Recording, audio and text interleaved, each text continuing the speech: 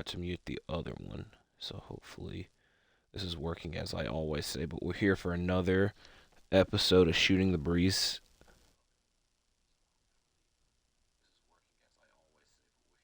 I ain't gonna lie. I'm always kind of quiet. I know my voice might sound squeaky now. I don't know why. But, anyways, Shooting the Breeze, number 26. We've done 26 of these. We have done 17 straight episodes because we will be talking about week 17 in the NFL. I've done predictions for it every week. We're almost at the very end.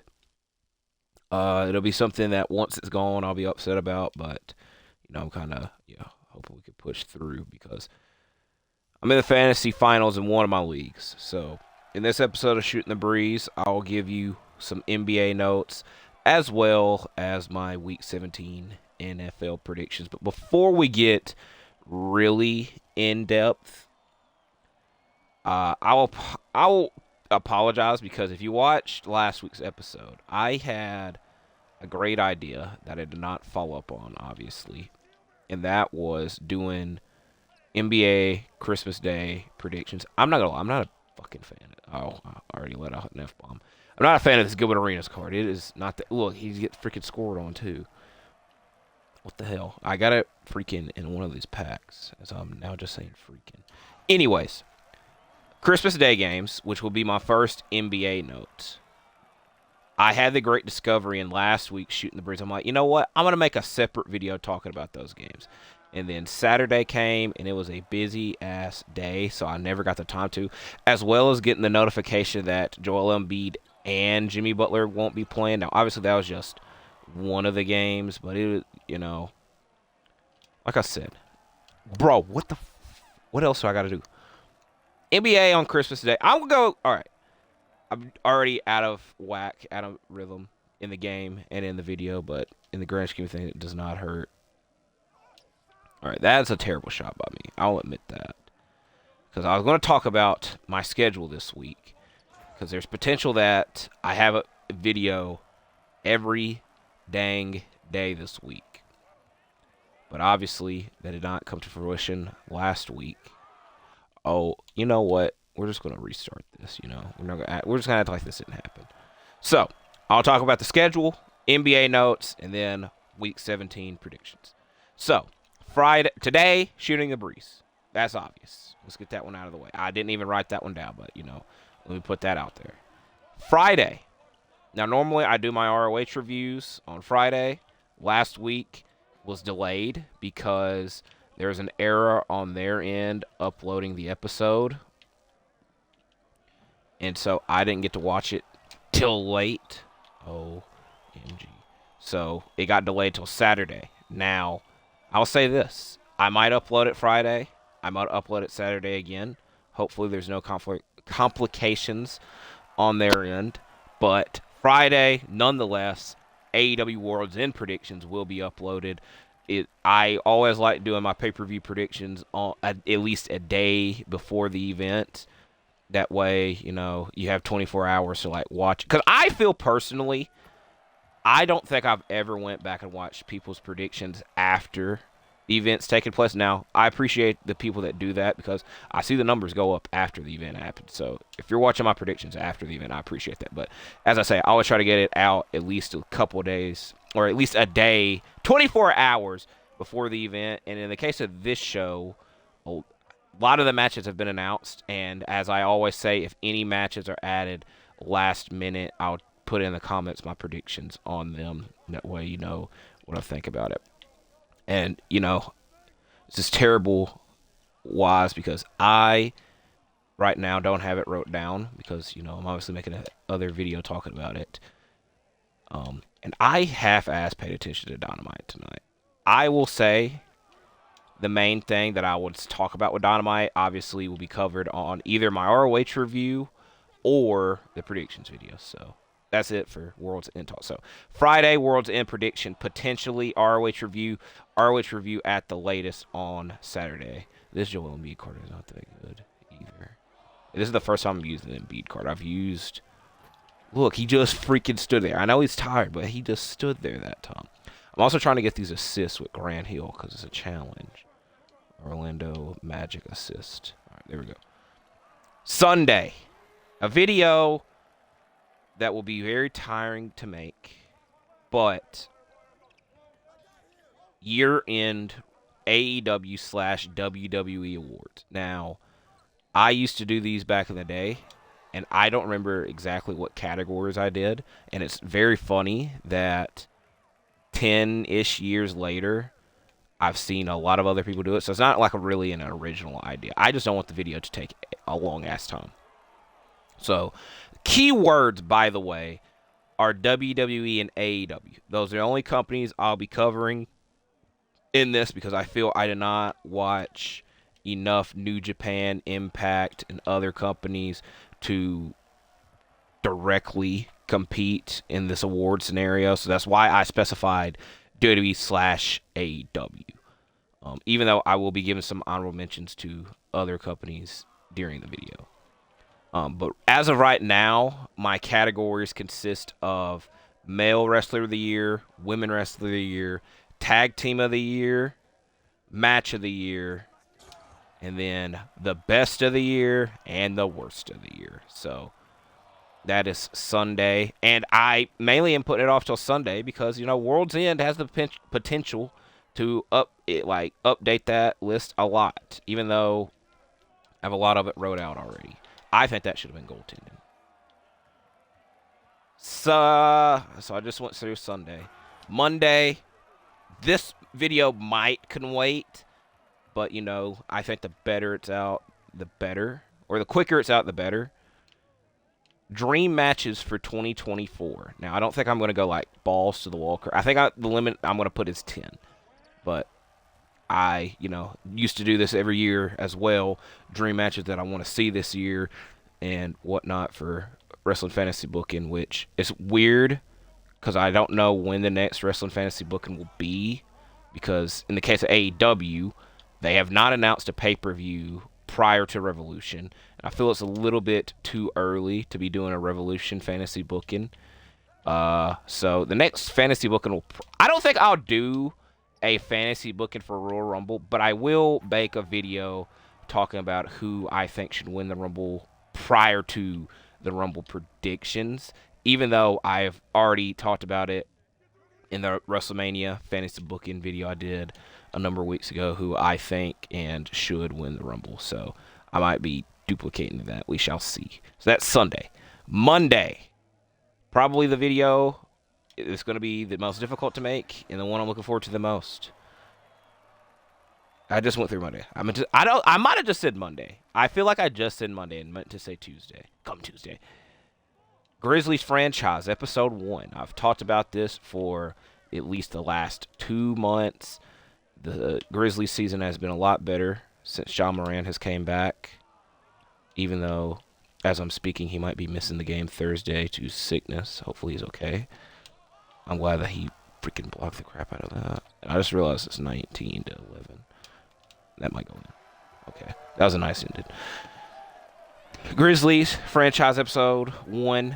That kind of will lay the groundwork for how I expect the series to go. So I will be intrigued to see how that goes. And then last but not least, next Wednesday, a day early, Shooting the Breeze number 27, the first Shooting the Breeze of 2024. Why is it a day early, you might ask? So I could get my Wrestle Kingdom 18 predictions. It's very fitting. It is Wrestle Kingdom 18.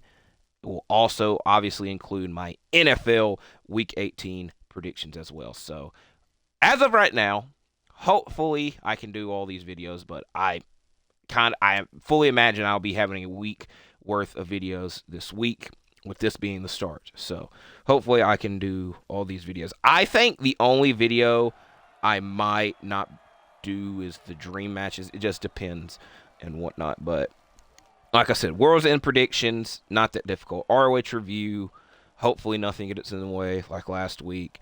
Year-end awards, like I said, I've kind of already wrote it out unless World's End dramatically changes it, which, I just said there's going to be a category called the best of the worst of the year, and hopefully, nothing on it ends up on the worst of the year. So we'll see. Grizzlies franchise. I plan on filming that Monday, then uploading it Tuesday. So hopefully everything goes well. So I just spent the first 10 minutes talking about a freaking schedule. Now, NBA notes. Very quick NBA notes. And it's the first time that I will be talking about awards. Now, I didn't really want to go in depth with this. And I probably could make like separate videos on these. I'm just too lazy, and I feel that, the NBA notes section kind of sucks. But I said that it'll very much pick up once the NFL season's done, which is, a month from now. Hopefully that goes in. It did. MVP update number 1. I feel this is better late than never. So my top 5 in the MVP category right now. At number 5, I have Nikola Jokic. While the Nuggets are still a very good team, still a championship contending team, they literally just won the title last year, brought the same team back. Jokic has been struggling in the last couple of games shooting-wise. I don't have the stats in front of me, but I know he had a lot more free throws made than shots made on Christmas Day. But I think that he's still doing what he's been doing, and there's a period of time where he's having to do it without Jamal Murray, and he's kept the team as the 3 seed. It's commendable to be, again, like I said, in the MVP category, at least top 5. But it might be a case where, he doesn't care. So once the time comes around to win MVP, he's focused on winning another championship, I would imagine. So number 4, Giannis Antetokounmpo. Like I said, if you've been in, it's kind of very much the same as Jokic, but at least Giannis is doing it on both sides, and he hasn't had his star players be injured. But we've seen the Bucks, in my opinion, struggle a lot more than the Nuggets. Again, on Christmas Day, Nuggets won, Bucks didn't. I keep talking about Christmas Day a lot, by the way. Bro, that should have went in. I will also say this as an honorable mention. Jason Tatum probably should be on the list, but we have kind of now been accustomed to not the number 1 player on the number 1 team being the MVP. And in the case of the Celtics, they have 4, technically 5 former All-Stars on their team, and a lot of people are trying to put Derek White in the All-Star category this year. I know that All-Star voting has started, which I should also probably, I won't cover that this time. I'm not prepared for that. Maybe that's something I'll do in the future. Obviously, let's talk more about All-Star related stuff. But again, when I say with the Celtics, they got a freaking stacked team. So it's kind of going to be hard for one person on that team to be obviously they could, but we just kind of, if you've seen the winners in the MVP award most recently, it hasn't been the number 1 guy on the number 1 team anymore. So I will give Tatum an honorable mention, though, because like I said, the Celtics have been dominating. So it should be mentioned. Number 3, though, is Shai Gilgeous-Alexander, which, he's the number 1 guy on the number 2 team in the Western Conference. But offensively, Shai's very dominant. And, I would say he's one of the, I'm not going to say unguardable. He's definitely a difficult player to guard, And I don't want to get into, an asshole territory, but, he draws too many fouls and all that crap. I will admit, when he was playing the Grizzlies, I think that was last week now, I was getting very triggered by how much he was going to the free throw line. But, that's understandable. It's part of the game. But he has also shown that he could do it without the free throws and all that crap. And like I said, the Thunder have taken a massive jump this year. I did not even see him go out of bounds. I thought that he made that. Number 2, the guy that I said I think would win the Clutch Player of the Year award, and definitely with him winning the Clutch Player of the Year, it has helped him in this MVP category. Luka Doncic is very much what I've been saying about Nikola Jokic, keeping his team afloat as a top team without his second best player, and in the case of Kyrie Irving. And like I said, Luka has done it with astronomical, crazy-ass games, and like I said, I still think he's probably should be in the front for winning Clutch Player of the Year, but I got Luka. And then at number 1, Joel Embiid. It's difficult. It's weird because he is doing everything that an MVP should. I just hate that it's going to come to the standpoint of, is the same crap that has been happening in the playoffs going to happen again? And that's where the judging will come. That obviously does not matter right now. It's also kind of fitting that I'm using an Embiid card. So that's my first time talking about the MVP award in the coming episode Shooting the Breeze. Maybe I'll talk about the other awards. Like Rookie of the Year, I don't think is Chet and Wemby. It's Chet and Wemby. Maybe you want to put Jaime Jaquez or Brandon from the Warriors. I think it's Bochevsky. I've never properly said it. Defensive Player of the Year, I feel a lot of people would say Rudy Gobert. I feel that there's a big debate with that award. Coach of the Year, same thing. Sixth Man of the Year, same thing. I think, personally, my Sixth Man of the Year is Malik Monk. But I'm mainly just saying that because I did predict him. And then, what's the other award? Most Improved is more than likely Tyrese Maxey, or the next thing I'll be talking about, Kobe White. The next thing I'm going to talk about is the Chicago Bulls. I think I owe them an apology. Maybe. I don't know. Why? Because I was saying, I don't remember what number of NBA notes I was talking about it specifically, but I said teams should be calling the Chicago Bulls every day. Because if you just look at how their team's constructed, I would say their rotational players can contribute to a title team. And since Zach LaVine has been injured, which has been almost, I would say probably a month plus now, they have been a better team. And like the stats have proved it.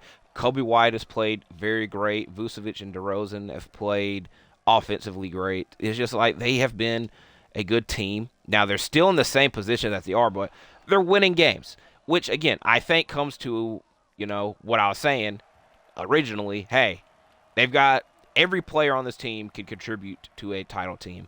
It's just we don't think it's going to go together in Chicago. Now, that's just my opinion. I think that's also the opinion to a lot of Bulls fans, but if I was a Bulls fan, I wouldn't really know how to feel. I feel a lot of them see the writing on the wall and see that there's a chance DeRozan I think, again, they probably, Bulls fans, probably not over Lonzo being hurt, never playing, which sucks, obviously. And I've said it a handful of times where they've tried their best to duplicate or replicate what Lonzo was able to do, and they just obviously have not been able to successfully do that. And so they just aren't the same team. As I scratch my ear. But it's just like, is DeRozan going to come back? Do you really want to keep Vucevic and LaVine if DeRozan's not there? Do you just want to get younger guys for the team, even though, they did that after the Jimmy Butler era, and it took a long time for them to recover. So I would say the best way to describe it is it's a mess. But they have like the broom and the mop to like clean things up. It's just like, do we just want to wait until the mess gets worse or just start cleaning it now? I know that's a terrible analogy, but no, it's just a weird situation. It's also, I think, another situation to where, not the real life NBA is not 2K, and on 2K, actually, I guess it kind of is, because on 2K, I feel they would keep all those guys and just let the wheels come off that bus. But it's just, at the end of the day, you're trying to put out a successful basketball product. And the guys that you have there, are experienced players, not that many young players. You're trying to compete. But, again, this is where it comes to 2K. You're not going to be able to, like, trade what you got to get something to help that be a competing team. I know I was just talking about it terribly. But, I felt like I needed to owe them an apology because they've been a lot better since I last talked about them. And I, wanted to put that out there. Last but not least, I've mentioned it a lot already in this video, but NBA Christmas Day 2023. I did not my predictions video, mainly because, I will admit, I mainly didn't because Embiid and Butler are out, and I was very busy Saturday. Knicks beat the Bucks, Nuggets beat the Warriors, Celtics beat the Lakers, Heat beat the Sixers, and then the Suns beat the Mavericks in the main game that I focused on, because once that game was going on, so the main point that I'm trying to make here, I think NBA on Christmas Day sucks now. There's a lot that you can put into it, They don't give them special jerseys anymore. That used to be a big deal, especially as a kid. Seeing like the different jerseys, the one damn day of the year you're supposed to get the different jerseys. They have not done that in the longest time. I think 2016 Warriors Cavs definitely. I think 2017 might be the last year they did it. I also think they might blame the city jerseys for that. I don't know. I also just think, hey, just give them the damn special jerseys. I think the main reason the NBA on Christmas Day sucks is because they got to worry about the NFL too, because they've started doing 3 NFL games on Christmas Day. And I personally was watching the NFL games because it was against the fantasy football playoffs, and every game I had somebody involved in my playoff teams, which, you know, in one of my leagues I made the finals, in one of my leagues I didn't. That is the best way to put that. And I already mentioned that what sucked is that the person in one of my leagues had Lamar and Amon-Ra St. Brown, who I have on my team, so I couldn't root against them. But like I said, I'm in the finals in one of my leagues. I'm not paying attention. I will say this. If you're one of the people that pay attention after you've been eliminated, you're still trying, I respect that. Personally, I just can't. Once I'm eliminated, it's hard for me to just look at it. You know, I take it personally. But more of the story, I just think NBA on Christmas Day is not as good as it used to be. And I feel mainly in it. I think the jersey situation, with the jersey situation, it takes away the mystique and difference that, like, oh my God, this is a different day of the year. This is the special day of the year. And also, like I said, NBA used to be the only dang thing in town. That was the only live thing going on. Now, you got the NFL. And guess what? More people watch the NFL than the NBA, at least in America. Because there's a whole damn debate about all. I saw there was a post, and it was like saying that the NBA has more Instagram followers than the NFL, but, you know, look at the ratings. Look at the TV ratings, and that'll tell you everything. That'll tell you a lot. I won't say everything. All right, that is not the shot I was going for. Also, like I said, injuries didn't help as well, because Sixers Heat, again, is not really the best Christmas Day matchup, but, you know, the top 2 guys playing, there were top 2 guys on the teams not playing, absolutely ruined that. Mavericks Suns, you know, even though the Mavericks won, Kyrie not playing hurt it a little bit, and then, you know, the Suns, more people wanting to talk about Bradley or Beal not being there and Kevin Durant being frustrated, which I think, you know, I'm going to give the Suns another week before I fully in-depth go talk about them. And, you know, Celtics-Lakers is supposed to be a big-time rivalry. And guess what? It just isn't anymore, because none of those people on the teams have beef, and they have not faced off in the finals since 2010. Where I would say, this is going to be maybe a terrible take. I think LeBron and Al Horford. I don't even know if Al Horford played in the Christmas Day game. The point I was trying to make is that, like, only 2 of those guys that are on either of those teams were in the league when that freaking matchup happened. Now, you know, I'll look really in depth, but I know for sure LeBron and Al Horford were. But you can understand what I'm saying. Like, that rivalry isn't as intense as it should be. Warriors, Nuggets, And obviously, hindsight's 2020. I personally, this is just me, and it would have been, you know, this is my last NBA note, a perfect marketing ploy, and maybe they did this and I just missed it. They should have the Kings, considering the Kings are a good team now. People care about them and the Warriors because, you know, they had an intense playoff matchup. And obviously with Christmas, you have a Christmas tree. You could have said light the tree, as in light the beam, and, you know, it would have been a big deal. You know, I've been thinking about this all week and wanting to talk about that. So that's the end of the NBA notes for this week.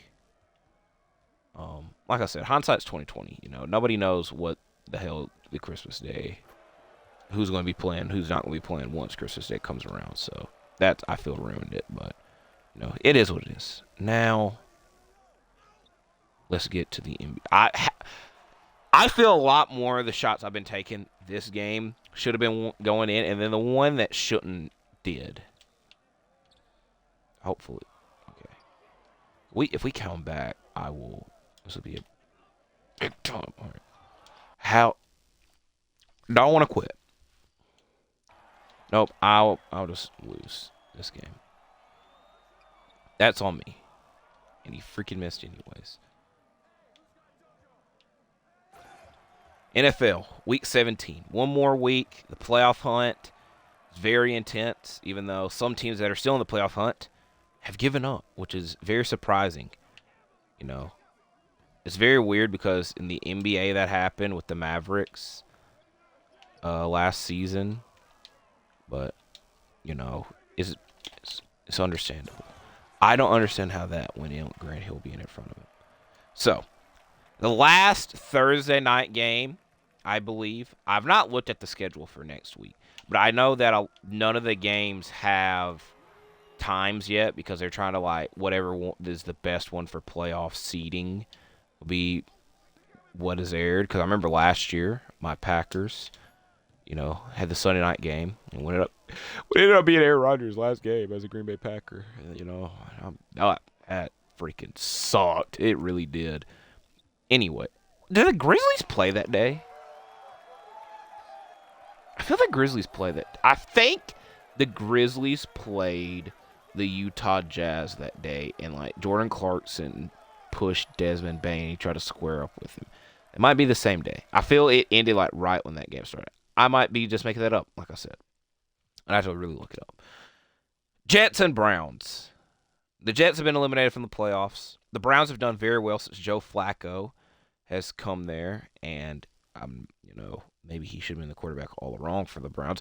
Maybe he should have been the quarterback all along for the Jets after Rodgers got injured, but, you know, I'm also going to switch it up and change teams. I'm going to pick the Browns. They've been playing too well for them to not now. Next, Monday Night Football on Saturday night for some reason. I don't really know. Maybe they don't want to, like, wait around. Because, again, I think the reason the schedule for Week 18 hasn't been finalized is so they can, like I said, for playoff season, they probably don't want to wait around till Monday to get that done. So, this time around, it is the Lions at the Cowboys. And the Cowboys have been a very good team at home.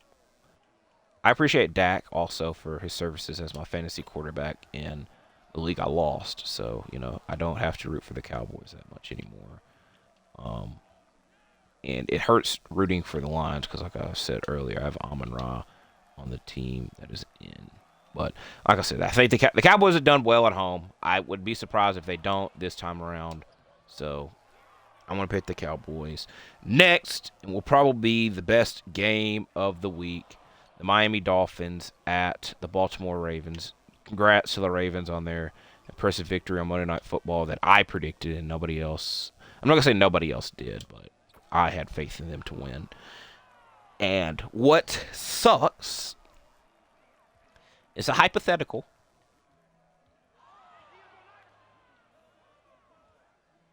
I think they said on Monday Night Football that if the Ravens win, they clinch the 1 seed, because I'm pretty sure the 2 seed is the Dolphins, which further provides evidence to me saying this is going to be the best game of the week.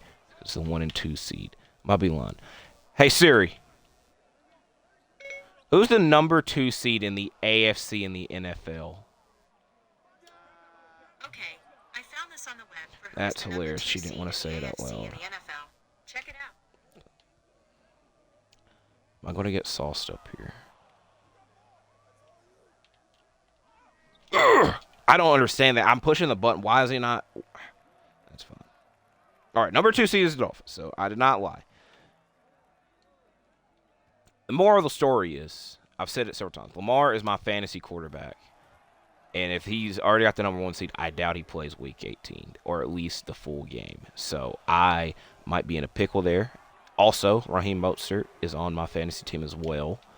So, you know, I'm not going to be rooting against anybody. I'm going to root for both teams, as they say. So I'm going to pick the Ravens, though, because they're at home. And just came off a very impressive victory against the 49ers. That was a terrible drive. Next, Patriots at Bills. I'm going to pick the Bills. It has been great seeing this late playoff push. But I can't say late playoff push, but like there's a time where the Bills were like doom and gloom, like it was just sad talking about them and just like confusing talk about them, and they've just been winning games and competing very hard. And it's very funny because they lost to the Patriots earlier in the season, and the Patriots have already been eliminated, and a lot of people like talk bad about the Patriots. And obviously, I can't say these two teams are rivals, but they're in the same conference, and they definitely don't like each other, so that qualifies as being rivals. That being said, I'm picking the Bills. I already marked it, and I'm picking the Bills. Next, Falcons at Bears. I'm going to pick the Falcons. I don't think I have ever picked the Bears in shooting the breeze. I might be lying with that. But the Falcons, hopefully, they put together a competent game this week. Even though they won last week, it was not the prettiest of wins, even though they won by a lot. But like I said, Titans at Texans. C.J. Stroud might be back this week. I don't even remember. The Titans played the Seahawks last week. I couldn't tell you anything about that game. I was not watching that game. I'm going to pick the Texans. Without C.J. Stroud, they was able to beat the Titans a couple weeks ago. With C.J. Stroud, I would imagine the same thing would be inevitable, especially because they're home. Next, Raiders at Colts. I feel this will be a very interesting game. Hopefully, Aiden O'Connell is able to complete a freaking pass, and it makes the damn game interesting to watch because they won. They're not really probably complaining about it. But Jesus, that was not a pretty game watching the Chiefs and Raiders. I think people were happy about it because the Chiefs lost. That's fine. That's understandable. But, the Raiders had to be on offense at some point. In that second half, they really weren't. So, the Colts, obviously, you can say the same thing about the Colts on Sunday against the Falcons. But, that wasn't the only damn game going on at the time. So, I think I'm going to go with the Colts. Next, Panthers at Jaguars. The Jaguars have they've been in a rut, mainly due to injuries, and Trevor Lawrence is hurt, but he's still playing, and it might be affecting the team because they have not won in a hot minute, and they've not looked the best in a hot minute, but they are also playing the dang Panthers, who've won 2 games this year. So if you don't win this game, I don't think you make the playoffs. I also don't think you would do if you were to make the playoffs. Just in general, I don't think it'd be a good watch if you losing to the Panthers. So I'm going to pick the Jaguars, and hopefully it does not end terribly for them. Next, Rams at Giants. Even though I'm a Packers fan, and I do need either the Rams or the Seahawks to lose, I have 2 Rams players on my team now. I've had Cooper Kupp all year in fantasy, and I've had to pick up Matthew Stafford because, like I mentioned earlier, there might be the chance I don't have Lamar Jackson next week. And my backup quarterback was Russell Wilson, who is not playing. So, I'm not going to be rooting against I want Cooper Kupp to score a lot of points in fantasy. He wins his football game. That is great. I want you to do well, Cooper Kupp. I've rooted for you all year. You've had a very good year when you've played. Cardinals at Eagles. Even though the Eagles, I'm not going to say the Eagles almost lost to the Giants. It was probably not the domination or victory that they were hoping for. They were hoping for it to be quick and easy, and it was not. That was not the case. They're playing the Cardinals, who've been. I don't think I've seen a graphic where it said they have been eliminated, but I really doubt at this stage in the game they are still in the playoff hunt. Even though I have kind of complimented the Cardinals all year, I feel the Eagles. This is the game where you need to assert dominance and prove that you're the team that are just in the damn Super Bowl, and you almost won the Super Bowl. I hate saying that, but it fits. I should have passed that ball a lot sooner. Next, Saints at Buccaneers. I think this would be an interesting game. These teams don't like each other. They're divisional rivals. Interesting game. I think I'm going to go with the Buccaneers. I don't even know who the Buccaneers play. The Buccaneers played the Jaguars last week, and what I was saying is the Battle of Florida. Also, don't know why Brandon Roy was that far out on that possession. Oh, my God. Y'all saw that. Holy crap. Let me watch this back. y'all saw that. Freaking, I was not looking at the damn screen as the game was. I was watching back that score. Like, the ball, I don't even know how to explain that. Y'all don't care. It was a long ass time ago now. The ball, like there, the ball stayed in the air for a long ass time just so it could, like, show that it's a green. So, that was interesting. 49ers at Commanders. 49ers did just lose on Monday. It would be very, very funny if they lost to the Commanders, but I don't imagine that happening, so I'm going to go with the 49ers. I can never hit a shot with them. Steelers at Seahawks. I said that I needed the Seahawks or the Rams to lose. And I want to tell a sad story. I'm going to tell a sad story. This is the downfall of my fantasy football team, the one that I lost. I had the Bengals defense on Saturday. Now, logically, my thought was the Steelers have sucked offensively all year, and they especially sucked once Kenny Pickett got hurt, and they've had to start Mitchell Trubisky.